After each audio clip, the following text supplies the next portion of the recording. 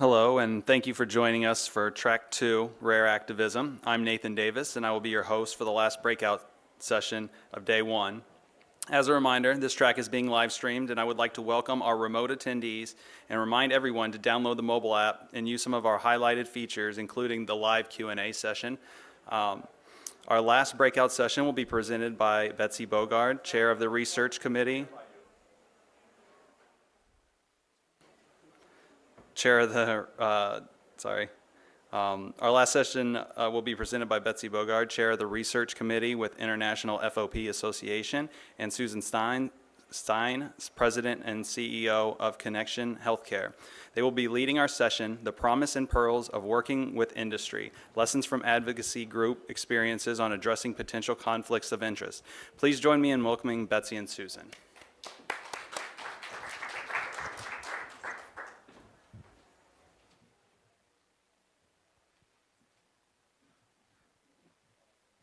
Hi, everyone, as we get organized here. So we're talking today on working with industry as a patient advocacy group. And basically, I just wanted to introduce myself briefly, and Betsy will introduce herself as well. So I'm the president of Connection Healthcare. We are a healthcare communications company only working in the areas of oncology and rare diseases. So we actually help companies launch products within these two areas. So just a bit of history. I just want to start with a bit of history.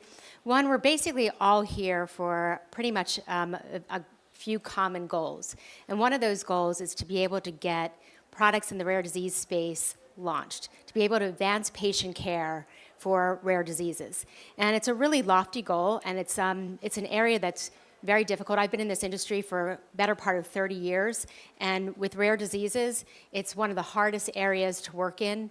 And it's really not for the faint-hearted. The stakes are very high. It's a very difficult area to get things together. But the one common theme of getting rare disease products launched is patients and patient advocacy groups.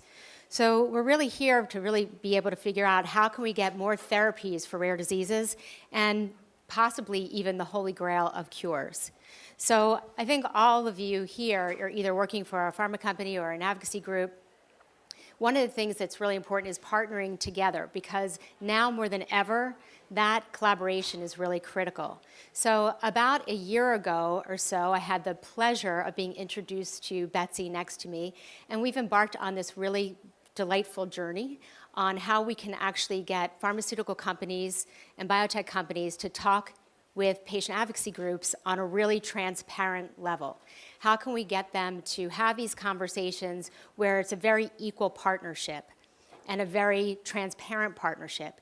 And so we actually embarked on creating these guidelines, and Betsy will talk more about them later. We used Betsy's original guidelines as a platform, and we wanted to create guidelines to get them into as many people's hands as we could so that you could start having your own dialogue within your own organizations on how best to work with pharmaceutical companies in an ethical manner.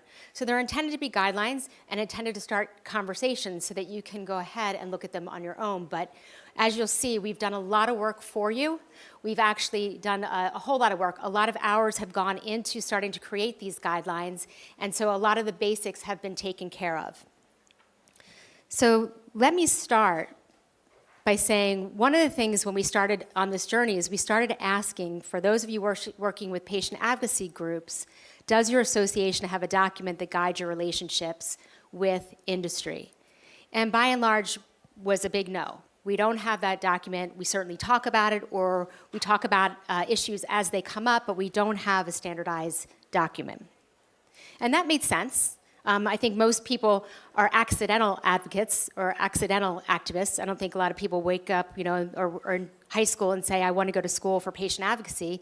Typically, you have an incident or something that happens in your world that forces you into this role, and it's a new role and one without a whole lot of boundaries and guidelines. So it's learning a whole new task. But somewhat more surprising was when we asked people who are working for pharmaceutical or biotech companies, do you have a document that guides your relationship with patient advocacy groups? And a surprising answer was very few did. So that's a whole nother area to think about, as very few really do. So this is a very important area that we've sort of untapped here, and this type of conversations need to happen, and we need to start having these guidelines. So then Betsy and I sort of did this whole look on where are their guidelines, who has them, who's doing them. And we found a few things. We found one at Pharma, again, very small document. And we found one in the European Federation of Pharmaceutical Industries, again, a pretty small document. But there was a lot of drawbacks in these. One, most of them were really highlighted and geared towards industry. And then the other part is they were really general, very, very top line, and really couldn't help guide the day-to-day decision-making that patient advocates do 100 times a day. So clearly there's an unmet need, and an unmet need and one that we really need to fill fast, because as everyone's seen, and again, I've been in this industry for a really long time, patient advocacy groups are critical to drug development. I'm going to go into that a little bit more now, but critical to drug development, and no longer very much of passing like, yes, we've talked to a few patients. They're really important. In order to get these drugs passed and in order to get these drugs into the hands of the patients, the most underserved patients that we have, we need patient advocates to step up to the plate.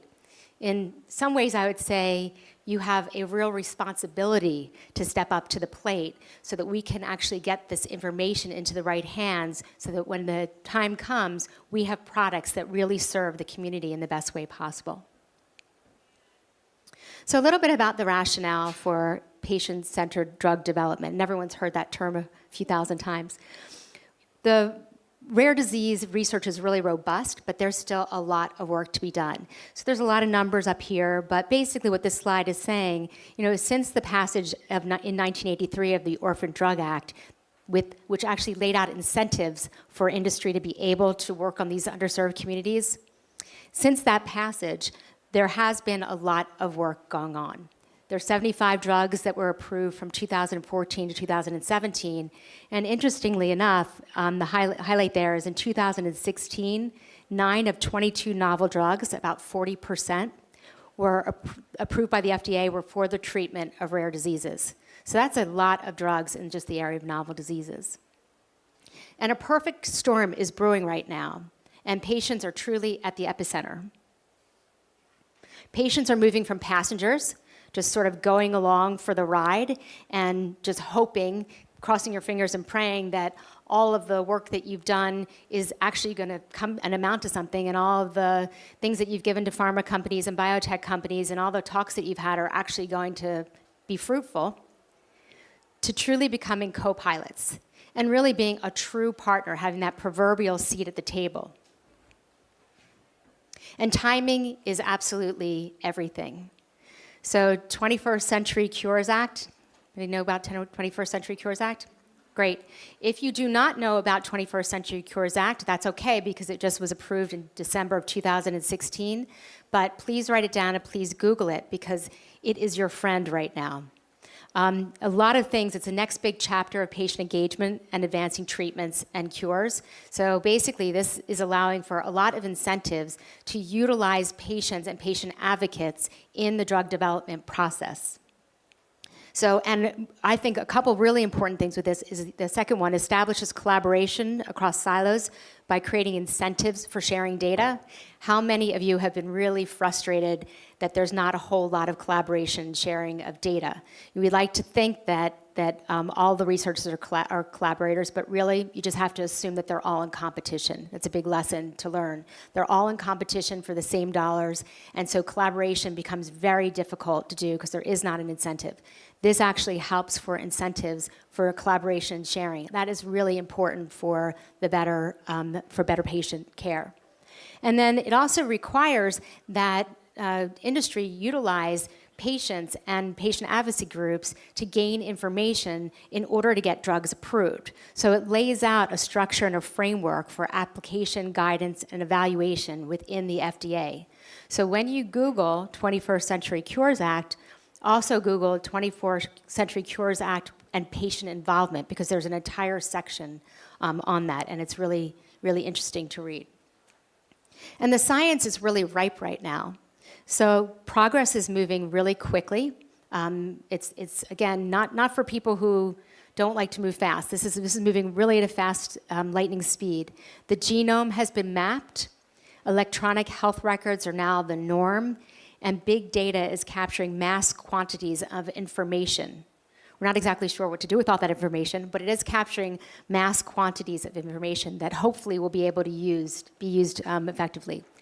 And we're getting much more sophisticated and truly involving patients with the entire drug development process, and advisory councils and things like that.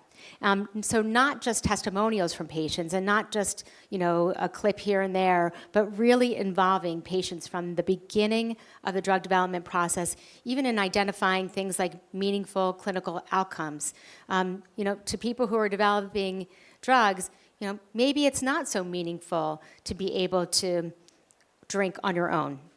Maybe that's not something that really a scientist can really think about, but by talking to patients, they can find out that that level of independence for somebody suffering a rare disease is absolutely critical and really important. And so that, we're not trying to come up with clinical outcomes or endpoints that really are not meaningful to patients and to their families. So having said all that, I think we all would agree that collaboration right now is needed more than ever. And patient advocacy groups are sophisticated entities now, really sophisticated businesses.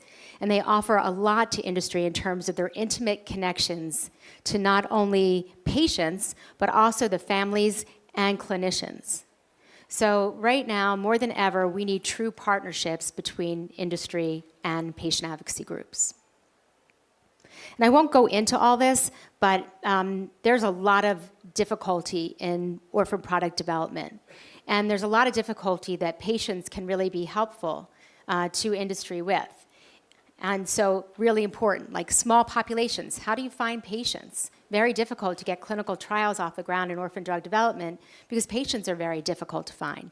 And they're geographically widespread. Unlike a lot of larger disease states, these rare diseases can cross socioeconomic barriers and geographic barriers. And then also very sparse natural history. We have really very little to be said about natural history in a lot of these diseases, and no defined biomarkers. So all these things, without going into all of them, are really important because patient advocates really can help pharma in getting this information. So we embarked on putting together these guidelines, and we did it in a very systematic way. And I'm very happy to say that these guidelines are almost published.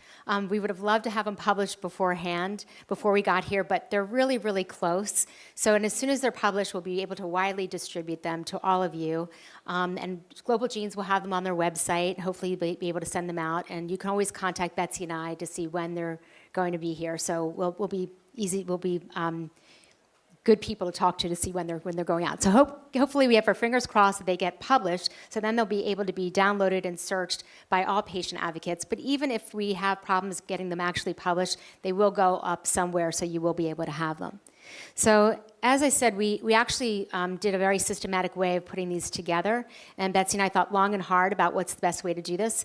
And again, Betsy will tell you her story later, but we really wanted to make sure that we had a very good cross-section of people taking a look at the platform of Betsy's guidelines and being able to comment and weigh in on that. So we created a round table of experts, and they were in all different areas, in pharma, in advocacy groups, in the patient communities. So we really wanted to make sure it was a cross-section.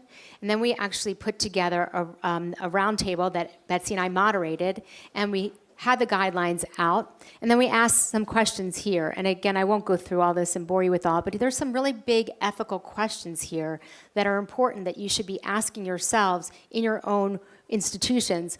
Should patient groups accept financial contributions from pharmaceutical companies? If so, and under what circumstances? Does that provide an ethical dilemma for us? What information should a company expect a patient organization to share? What do you want to share with pharma? What do you think is off limits? These are some things that you need to think about before you get put in that situation and you have to make a decision really quickly. And so what we wanted to do is give this to you so that you could think about this before this actually happened, and possibly you got yourself into a situation that you didn't want to get yourself into, but hadn't really had the chance to think about it beforehand. Some other questions of, what is the role of patient organizations in supporting clinical trials? So do you want to put clinical trials on your website? Do you want to send out that information to your patient groups? And again, something to really think about. And then I think the last one is, what role does a patient organization have in ensuring that pharmaceutical companies adequately protect patient privacy? Surveys, advisory boards, or other community engagements. So these are the questions that we asked our group of roundtable experts and weighed in. We audio taped it, and then we put it together, and Betsy's going to talk to you a little bit more about how we are moving from there.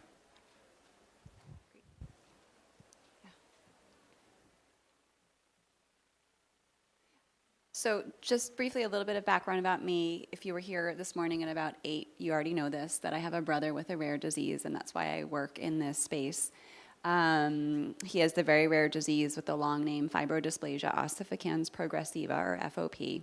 And my work is also in rare diseases. And so I've thought a little bit about this question of partnership from both sides of the equation. I've worked at Genzyme, where I was for 10 years, where part of my work was unofficially being a liaison to a patient community. And I've also spent time at Fulcrum Therapeutics, which is a small young biotech company. And right now I work at Bluebird Bio, not in patient advocacy or for anything related to these guidelines, but just to help in other ways with rare disease drug development. I'm in the Bluebird Bio medical affairs team right now. And a lot of the work that for me became relevant to these guidelines and where I came to really see the need for them was in the time that I spent working for the International FOP Association, which is the international patient group that supports the rare disease community that's affected by FOP. Our great executive director, Michelle, is here in the audience with us. And the IFOPA has a very long history. It's a patient group that's been around for almost 29 years now. But for most of its history, it only had academic researchers and our patient community in its ecosystem. There really was no drug development or active pharmaceutical company participation in our space. So if you looked at our landscape around the IFOPA in 2011, it really was pretty quiet. Again, just academic researchers trying to push forward the basic science so that we could get to drug development. And only 5 years later, we had a very busy landscape with multiple pharmaceutical companies actively pursuing clinical trials. One company was able to repurpose a compound and move it right into phase 2 clinical trials, which very quickly put our community into a whole different landscape of now having to partner in an era of clinical trials with biotech companies and large pharmaceutical companies, all thinking about clinical development. So we started to face a lot of questions about how we wanted to partner in this space. And coming from Genzyme, which has a very long and proud legacy of very effective partnerships with patient communities, I felt pretty confident that I knew how we were going to approach these collaborations with pharmaceutical companies. My role at IFOPA at the time was as the research director and was explicitly to liaison with all of these pharmaceutical companies. But what I found was that outside of the walls of Genzyme, there were many ways to partner. When I would propose a particular approach, some people would say, well, why do you propose that? And I would say, well, because Genzyme did it. And they'd say, well, why is what Genzyme did the right way? And I'd say, well, I think it's best practice to do it this way. And they'd say, well, how do you know it's best practice? And I would say, well, let me go check. And I went to look, and it really wasn't written down anywhere what is best practice. And none of the major organizations that I approached had any sort of guidelines that would help point us in the right direction for these day-to-day decisions. NORD didn't have anything, and Global Genes didn't have anything. There wasn't anything at the FDA. Anywhere I looked, there wasn't anything that would help us articulate best practice, or at least articulate consequences and trade-offs of different ways of partnering. So that's really where this impetus for having guidelines came about. And I will say that, like many great things in rare disease drug development, the real drive for this came from a mother who was a leader in our organization, who said we really need to be writing all of this down. And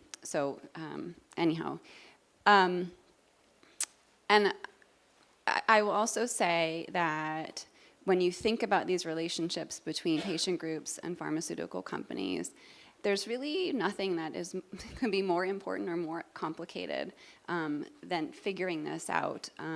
People's lives and people's children's lives are at stake. There are incredibly high personal and professional and business stakes on the line in these relationships. There are considerable legal and ethical issues around these collaborations, and they're happening in the highly regulated and complex environment of drug development. So it's really a scenario or equation that just begs for clarity and documentation around how this is happening. There was a paper in the New England Journal of Medicine that also referenced this earlier this year, just talking about the flow of funding between pharmaceutical companies and patient groups and the potential conflicts of interest that this can arise. So this was for us another sort of arrow pointing in the direction of the need for clarity and documentation around these collaborations. So as Susan described, we at the IFOPA had written a set of guidelines to help our organization articulate how it wanted to partner, and we wanted to expand these because we were hearing that other patient groups also would find it helpful to have guidelines like this. So Susan described we convened this roundtable to really expand what the IFOPA had created to make it applicable to any other rare disease community that wanted to have guidelines. And we did this knowing that every patient community is different, every rare disease is different. Their circumstances are different, the nature of their disease can be different, and the stage of drug development can be different, and there are many different ways to partner. So we don't put this out to say this is the only way to do it, but we put it out as an example or a resource for organizations that want a template or a model or a place to start from, and a way to think about consequences and considerations around all the choices that have to be made. We had a few core principles that guided the guidelines. To be transparent is critical, ethical, of course. We believe every decision needs to ensure the independence of the patient organization. It's really easy in the face of a really powerful pharmaceutical company for that independence to go away. So it's really important in these choices that the patient group is maintaining their independence and supporting their mission. And we also want to focus on relationships that enable trust, accountability, and shared learning. And this really came about through the roundtable. This last point really came from them, that there are different ways to partner, and there are ways to partner that may have some parts of the community going more in one direction than the other. And we just really wanted there to be a way to build trust between different stakeholders, between the companies and the patient groups, and between the patient groups and the academic researchers, and to ensure that everybody is learning from each other as much as possible. So I'll just walk through the 4 areas that we defined in these guidelines. The first is around identification and engagement of companies. So we first and foremost believe that patient groups should be engaging with pharmaceutical companies. And for me, that feels obvious, but I know it's not everybody thinks that way. We know some in the academic community who feel, well, why would a patient group be talking to a pharmaceutical company? We feel it's absolutely critical. As Susan described, patients have so much knowledge and expertise that pharmaceutical companies need to effectively develop therapies. And the patient groups that are waiting for therapies need to understand what challenges pharmaceutical companies are facing so that they can help them overcome that. So we absolutely think that there should be these partnerships, and that patient groups should be proactive in forming them. They should be going out there and finding the companies that are relevant for them and talking to them, sharing what your mission is, understanding what the company's mission is, understanding if you have alignment around your goals and interests, and if you do, that to go forward with further collaboration. And if you don't, to step away from that and know that you don't have to partner. We think it's really important, whenever possible, for a patient group to be partnering and engaging in some way with more than one company. I know that's really hard to do for rare diseases that don't have a lot of drug development activity. You might be incredibly grateful just to have one company working on your disease.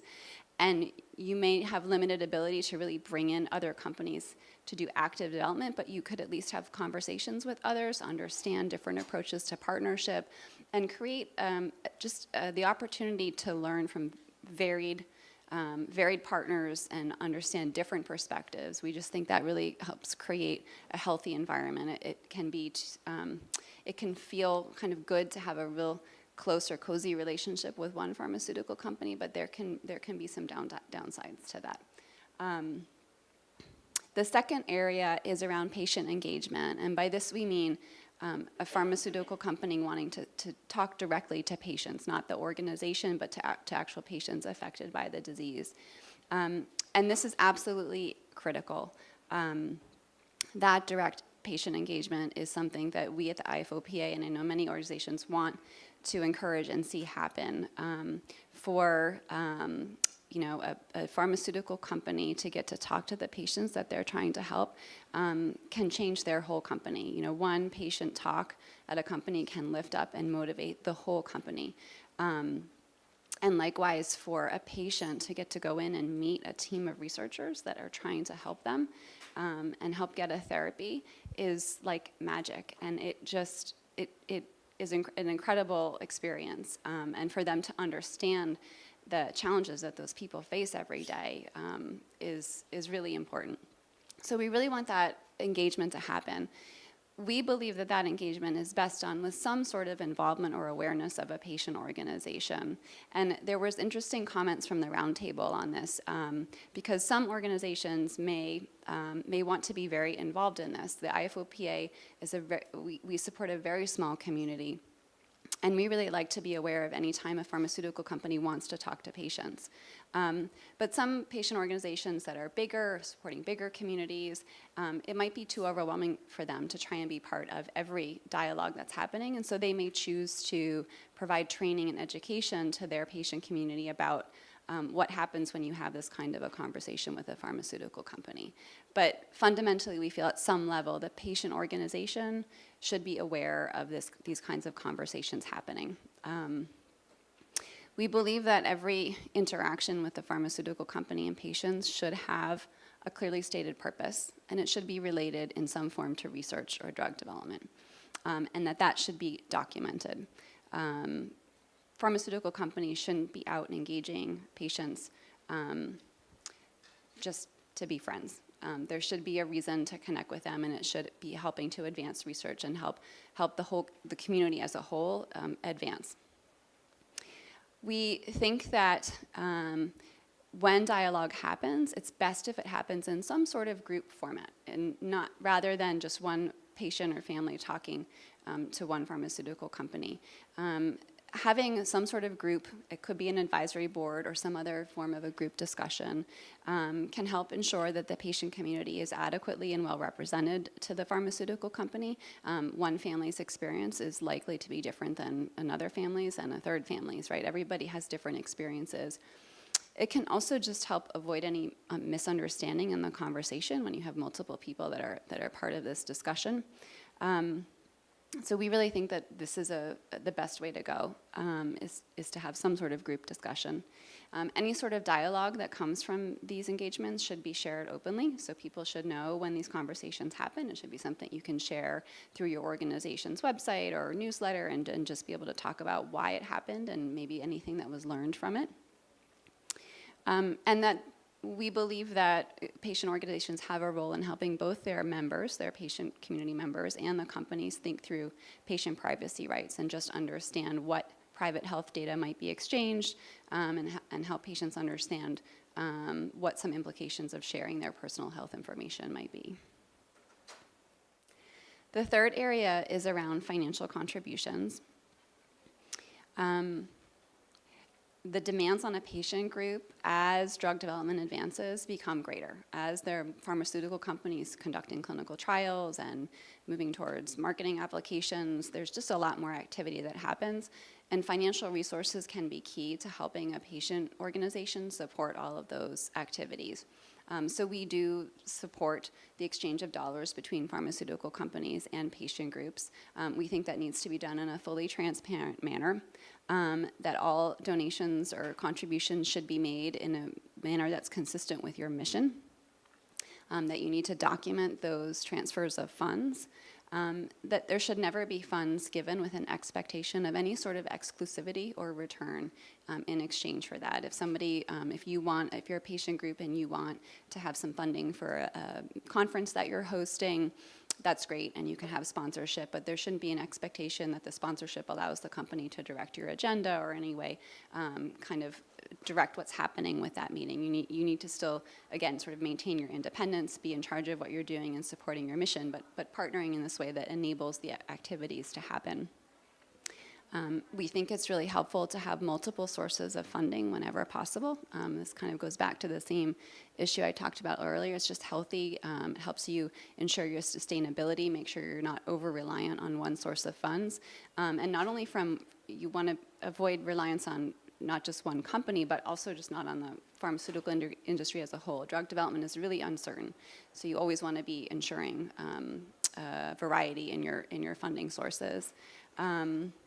And when you do receive funding from a pharmaceutical company, one of our roundtable members made a great point about this, that it's really important to report results back to that company and say, you gave us money for this purpose, and here's what we did with it. Here's how many brochures we printed, or here's how many people came to our conference. Here's how many tweets we got, or whatever it might be, and really show them that you are using this money in a way that's very practical, and that they can see what they're getting for it. And that's going to help them the next time that you want money. That's going to help them go back and advocate to their board or their management to say, look, this money was used well, and here's what it's doing, and let's provide some more funding to help keep this going.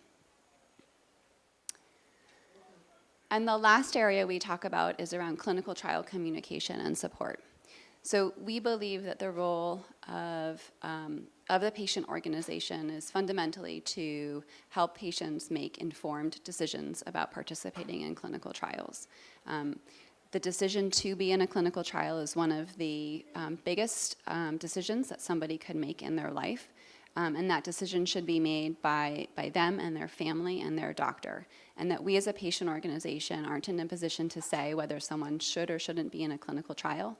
We can help assess whether a trial is being conducted according to international and regulatory standards in an ethical manner. We can make sure that there's adequate insight into what that trial is. Is it posted on clinicaltrials.gov or the equivalent website in another country? So we can make sure that the trial is being conducted in an ethical and responsible manner. But beyond that, the choice to be in any particular trial is really personal, and what's right for one family may not be right for another. So we see that our role as a patient organization is to help people make informed decisions about what's right for them, so that they know what trials are out there, where to get more information, and so that they can make a good choice about that. We don't advocate for people being in any one trial over another. We try to disseminate news without added opinion. So when we get clinical trial news from a pharmaceutical company, we just put it right back out there, and we don't say, we don't edit it, we don't try and change it, and we don't add our own opinions to it. It's just sharing the information. And we at the IFOPA and the Roundtable agreed that what we want to do is also be able to give community-wide insights back to pharmaceutical companies about how a trial may be going.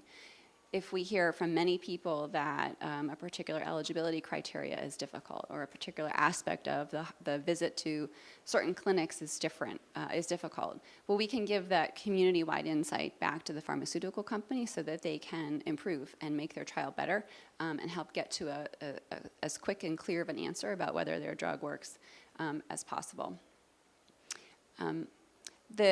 The use of social media in clinical trials is very tricky, and the Roundtable talked a lot about this, and concluded.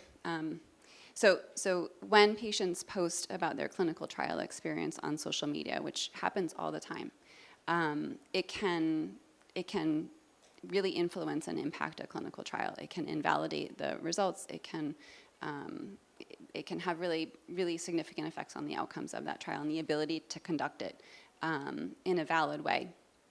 But it's really tricky as a patient organization to see that happening, because we really can't be telling our patients what they can and cannot post in our forums, right? That would very quickly shut them down and direct them to their own forums where they can feel like they can chat freely.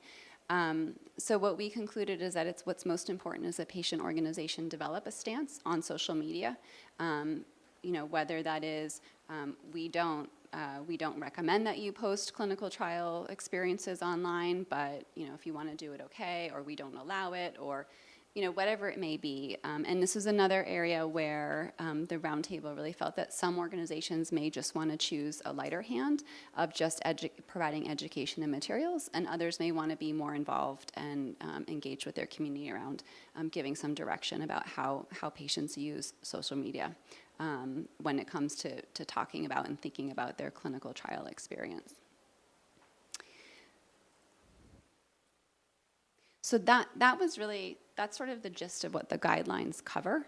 And Susan will just talk a little bit about where we're at in terms of getting these out the door.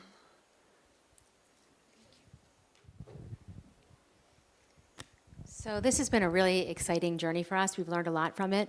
But really, just to let you know where we are in the guideline development and what we've done since April of this year, is we've consolidated all the comments from the roundtable, and Betsy told you about some of those comments. And I, am so thankful for Betsy for basically saying, hey, we don't want to hold these documents just for our IFOPA industry, but we really want to be able to share these with so many people. And in order to do that, we really needed to get input to vet, because just what one organization does and thinks cannot represent all organizations, because they're all so different. Every rare disease is so different, and everybody's working in a very unique position. So thank you for Betsy for doing that. So we consolidated all the comments from very smart people in our roundtable, and I think some of them are here in this room, and we put them all together. And we put together a full manuscript as well from the roundtable explaining the background rationale, the methodology for guideline development, and that was critical to do in order to get them published. And publishing was important for us so that they could be cited, and anybody that did a search would be able to have them pop up, so that we could expand the reach of these guidelines. So that was really critical. So we have the initial roundtable review the manuscript and then the updated guidelines. And then we have another part, this has been also great process, is we also thought, okay, well, we have enough people on a roundtable, but we still think we need to vet this with more outside reviewers. So we actually had a group of expert outside reviewers that we put together, and we sent the guidelines to them to review. So again, we wanted to make sure that we had as many eyes on this as we could, so that we can try to incorporate everything that we could think of that's possible.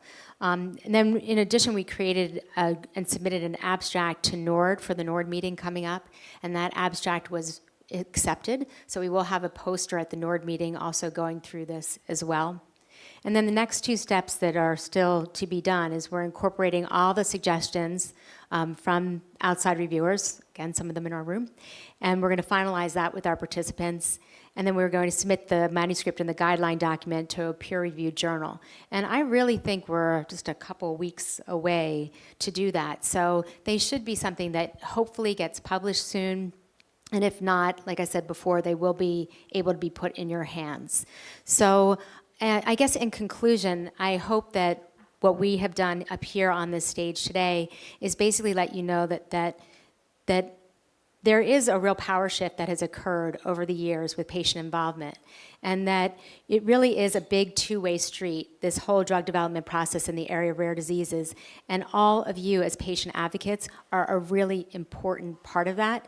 So you should basically be able to sit up and be really proud to represent yourselves in front of pharmaceutical companies and biotech companies. But having said that, one of the things that when you're working with big corporations, if you want to be taken seriously, is to act like a corporation and to act like a big corporation. So having these guidelines, we hope will make you aware of some of the pitfalls and the promise of what you can have when you work with industry, and that you can have these discussions before you get into a conversation that may lead you down a path that you're unaware of. So we hope that it prepares you to be able to present yourselves with pharmaceutical companies and biotech companies to basically be part of this drug development process, which is really important.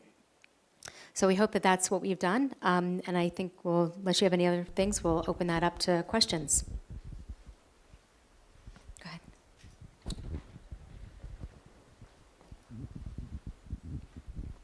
Do your guidelines differentiate between university researchers and for-profit companies?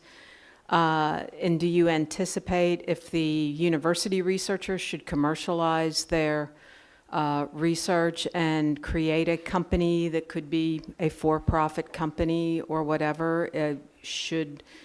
How do you anticipate that in your guidelines? That's a great question. I would say that the guidelines are really directed at pharmaceutical companies, and that could be something coming out of academia that's becoming commercial, but it's really about the relationship between a patient group and an entity that's trying to develop a drug and put that through clinical trials and the regulatory process and get it approved and marketed. I think there are a lot of other issues around how patient groups engage with academic researchers, but those are very different for me. So I think that I would say that's kind of a different area than what we're focusing on here. Does that answer your question? Yeah, should it be a separate area or should it be incorporated?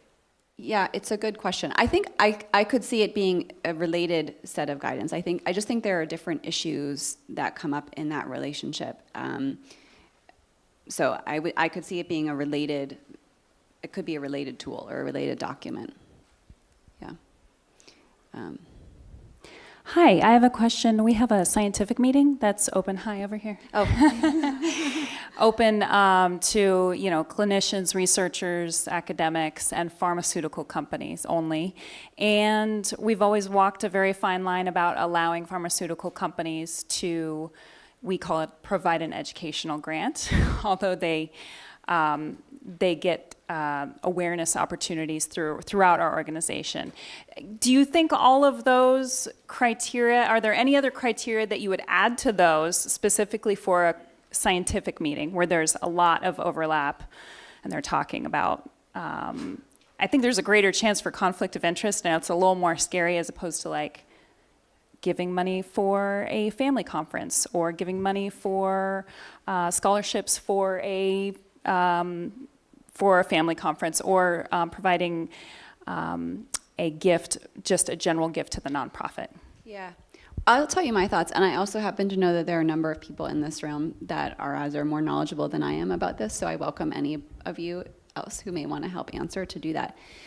I think for me, to receive money for a scientific type of a conference that you're hosting, there's a lot in here that's still relevant. So you want to be transparent about receiving that money. You want to be fair and equitable. If there are multiple companies that want to give money, you want to give them the same chance to give money at the same level. You want to be clear about what benefits they might get from that. Do they get recognized at the podium as being a sponsor? Do they get printed in the brochure as being a sponsor? What are they getting in exchange for that? You want to be clear that the purpose of this is to advance research, right? So to me, if you have all those pieces there, it's okay, and it's actually very clear. We've been talking lately about whether companies should give unrestricted grants or whether they should just give money for a specific purpose, and there can be benefits to a company donating for a specific purpose. It's very clear what that money is going for, and it can be very well documented why that's happening and how it will be used. Yeah. Does anybody else want to add anything or comment? No? Okay. And I think one of the other things too is to make sure that if they are giving grants, that it is not for like one individual family.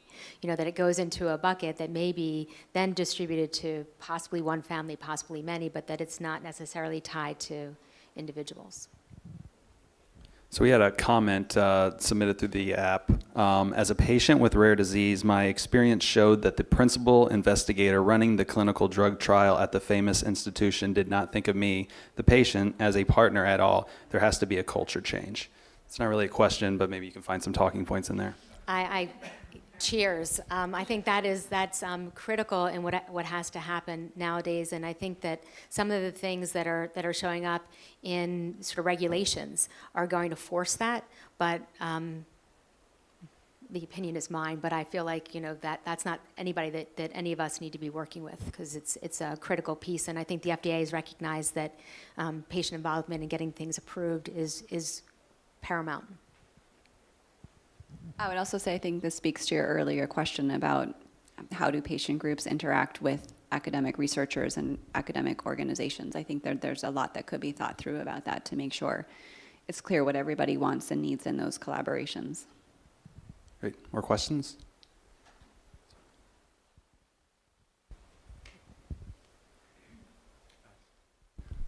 Thanks. I think this is terrific.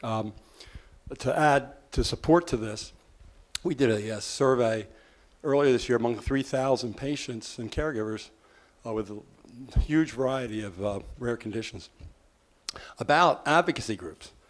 And one of the topics was, hey, are you opposed or in favor of advocacy groups working with pharmaceutical companies?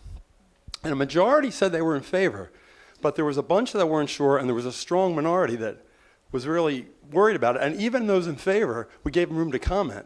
A lot of comments like, yeah, but I don't want to be in the pocket of the pharmaceutical company. So your comment about independence, I think, is so important. And having these guidelines, because I think people are thinking worse things are happening than are, and if they're not written down, of course, who knows what's happening. So you're right on target, I think. Thank you.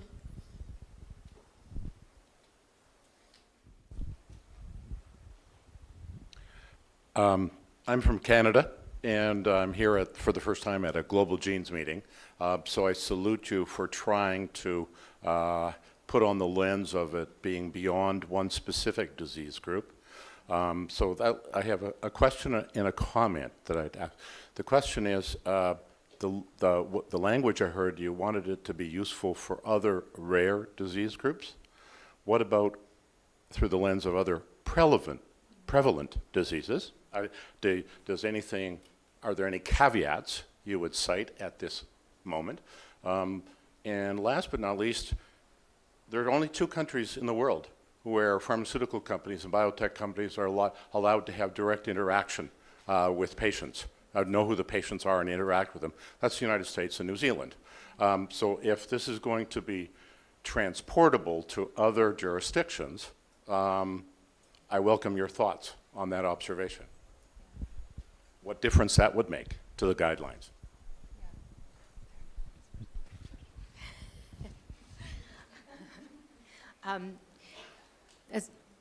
That's hard to answer. I will have to say I'm not an expert on how these would actually pertain to countries like Canada and other groups. I think it would be really interesting to sort of look at that, though. This was mainly started for companies or associations in the United States, and specifically to rare disease, because a lot of these disease states are so small, and they're just sort of, they don't have a whole lot of people that are like looking at them, and it just was that. I think a lot of the things in these guidelines would pertain to larger chronic diseases, but maybe not all of them. I think the important part is that we wanted to give people a resource or a document to have these conversations. And if you're not having these conversations, I think you find yourself really in a difficult spot. So I would welcome the opportunity to talk to other countries to see how they're facing these types of things. But for the most part, like you said, it is very common in the United States for pharmaceutical and biotech companies to have access to patients. And that's not everywhere. If everyone doesn't know that, that's really not everywhere. Most time that cannot happen at all. So we felt like because of that, it was really necessary to be able to have these ethical discussions, and they are very ethical discussions of how you as an organization want to be seen, how you want to handle your affairs, and how you want to handle your own business.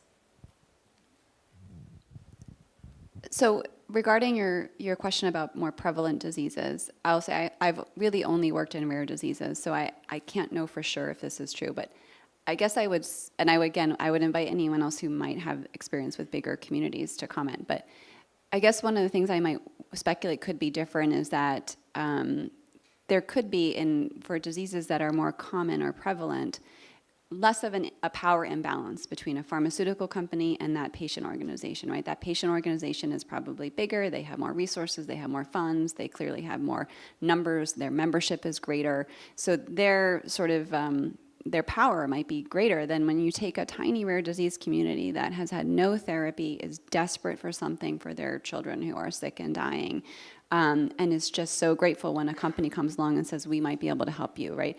That there can just be such a big imbalance in that power equation. And so I guess I would wonder if that might be one of the differences. But there isn't really anything about these relationships or the guidelines that we wrote that is necessarily about rare. I mean, they could be just as applicable to more common diseases.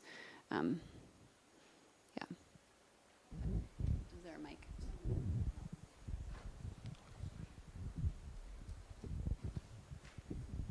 Oh, I think there's, I don't know if you have a new question or a reply, but I think there might be a couple replies to that. I have a new Okay.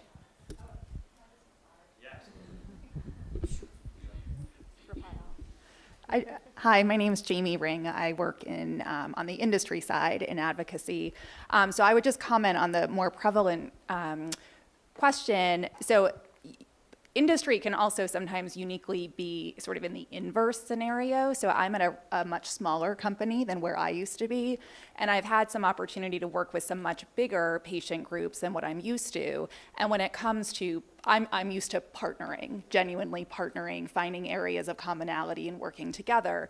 And I've had this interesting experience where, as a smaller company, being asked by bigger companies to essentially just be a sponsor. So really looking for a more transactional engagement, which puts me off and makes me feel really uncomfortable. And so I've had to be in a position of, on the industry side, sort of saying, really basically all of these guidelines, but from a very different vantage point. So I would just comment on that companies also are, genuinely often looking for strategic partnering as opposed to just these transactional interactions. And so my question was going to be, which you don't have to respond just yet, but, do these guidelines sort of take into account how do you react when a potential industry partner comes back to you and sort of says, look, this is a little outside the scope of what we're comfortable with. How do you navigate that as an organization, and have you accounted for that in these guidelines? Because I do think it is a two-way street, and I think sometimes the two-way street has a bit of an imbalance on always trying to be a little extra sensitive to one side, and I think industry also sometimes has our own sensitivities to be managed. Yeah. So first, before I forget it, I love the words true partnership, right? That should be in here somewhere, because that's really what we're looking for, is true partnership and mutuality and commonality, et cetera. We have had the experience of, since we put these guidelines out, of it's articulating some ways of partnering that not everybody on the pharmaceutical company side wants to do. And it does create conversation, and I think it's why having guidelines are valuable, because then you can have the conversation and understand where you're aligned and not aligned. And like any partnership in life, you have to see if you can come to common ground, right? And maybe we need to adapt our guidelines in certain cases to accommodate that pharmaceutical company, right? It can prompt new thinking and new directions, but it's an opportunity to have the conversation and then to figure it out as partners. And if you can't make it work as partners, you can't make it work. And now you know that. Do you want to say something? So I want to thank you guys first for taking the first steps to develop these guidelines. I think they're going to be very helpful for a lot of us in the room. But my question is, do you have additional advice, or do you have additional topics that you would think of when, you've been working so hard to find a treatment and these guidelines are somewhat more involved in the clinical space? What advice would you give the patient advocacy organizations or industry partners when there finally is a product in the market?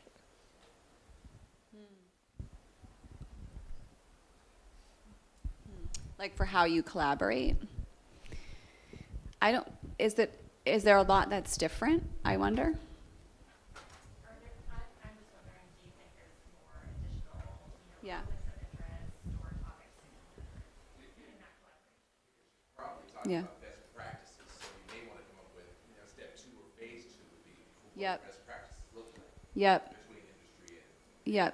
To really think through the commercial environment. Yeah. because there's even situations where, because rare disease, biotech and rare disease pharma companies are small, that financially, companies have gone out of business or have been purchased because of the acquisition. And so what happens to the patient, or what happens to the advocacy group then?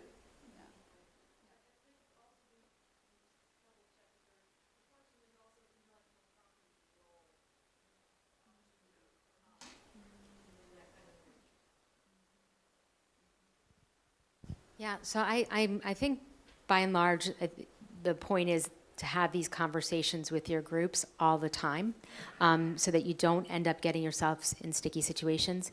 In terms of advice, that would be my biggest piece of advice, is try to think about all the issues that could come down and make a decision on them. Maybe change your stance on it later, but at least have something in your pocket that when somebody asks you for something, that this is our stance on it. Maybe it'll change, I don't know, but at least that there is something in there. And I do think that it is a good point that it is really very much of a two-way street, because industry partners are there to help and they want to be part of the process. They don't want to just write a check and sort of be discarded as not being involved in the process, because remember, they're gaining a lot of information from patients, and if you just write a check and hand it to somebody, you don't get that feedback, you don't get that information. So it is really critical to be able to have a very much of a two-way dialogue on this, and that way industry can make a decision, okay, but we don't want to just write that check. We want to know what's going on because it's important to our drug development, which ultimately helps you. So it's a big circle that we work on. I don't know if that helped. Just a comment, Jill Dolgen with AGTC, and I've worked in big companies and now with a very small biotech where some of our research was actually funded by nonprofit organizations. So to your point, I think these guidelines are great, but they're very high level and all these questions are getting into the weeds and the details.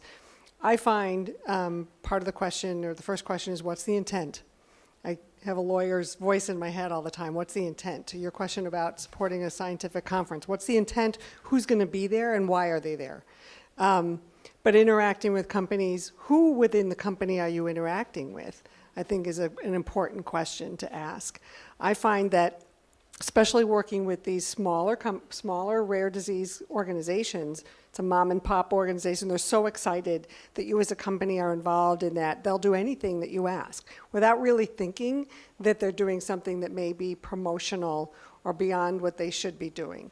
I had a situation where an organization put on their website comments about our phase 2 trial that to me just made me cringe because I thought they were compromising their credibility. And I called them and I said, did this go through your medical and scientific advisory board before you made these comments? This is phase 2. You really need to be cautious. We don't want to overpromise or you to be overpromising and looking like you are promoting a product that hasn't proven to be safe and effective yet, right? So I find as an advocacy individual within a pharmaceutical company, it's my job to work with the advocacy groups to make sure they are, number one, most importantly, not compromising their credibility in any way, because they are the voice of the patients in front of the providers, in front of policymakers, in front of other organizations, and most importantly, the constituents that they're serving, that the most important asset that they bring to the table is their credibility. So this is a great start, but there's so much more, level 2 that we need to talk about. Of course, now that my kids are older and I don't play on the floor with them anymore, I'm on the floor now, right? I'm back to wearing dresses and now I'm sitting on the floor. Kristen Smedley with the Curing Retinal Blindness Foundation. I just wanted to quickly say thank you so much for this work. Because for those of us that are just getting into some of these kinds of things, this is the stuff that keeps me up at night, to make sure we're doing the right work with the right folks and not promoting but honoring and all that kind of thing.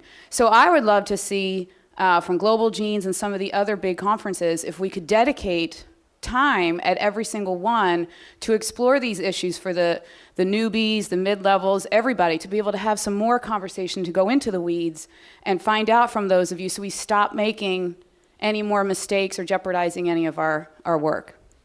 So. I think we have time for one more.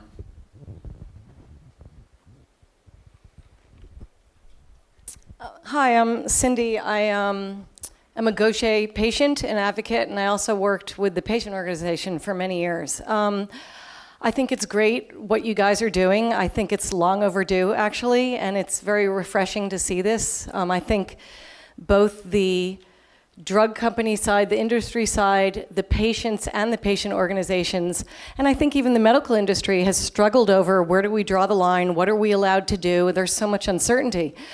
But I really appreciate what you said about this is very high level. And one of the things I've seen for years in the patient community is that there's a lot of mistrust of the drug company. Part of that mistrust or distrust, I should say, comes from the pricing of the drug. And I think also part of it comes from just a lack of education on how a company works, what their guidelines are, and I'm just wondering, is there a way that that information can be given to the patient? Because once they understand how things work and what guidelines are being set on them, I think some of that distrust will disappear. There are some patient toolkits on the Global Genes website that sort of go into drug development. What does it take? What does it cost? What happens to it? And there are some tools, I think, at both NORD, Global Genes, that the toolkits are very valuable if you have a group of patients that are just need to understand certain topics. And Cindy, I don't know if you were also meaning that it would be great for the companies to have guidelines like this. Is that part of what you meant? Or, well, if they do have guidelines, just let them be known. Yeah. So I think there's just sometimes a lack of communication. yeah, and I know that there are multiple efforts right now to have guidelines like this. These are really in the voice or directed at a patient group to have the same thing for biotech companies. Because I think everyone is feeling the strain of this, needing to be clear and open about this is how we're going to do it. Yeah.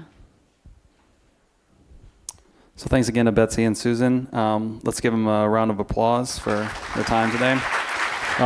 This concludes our afternoon sessions, breakout sessions at this time. You can jump on the mobile app and take a brief survey on the session.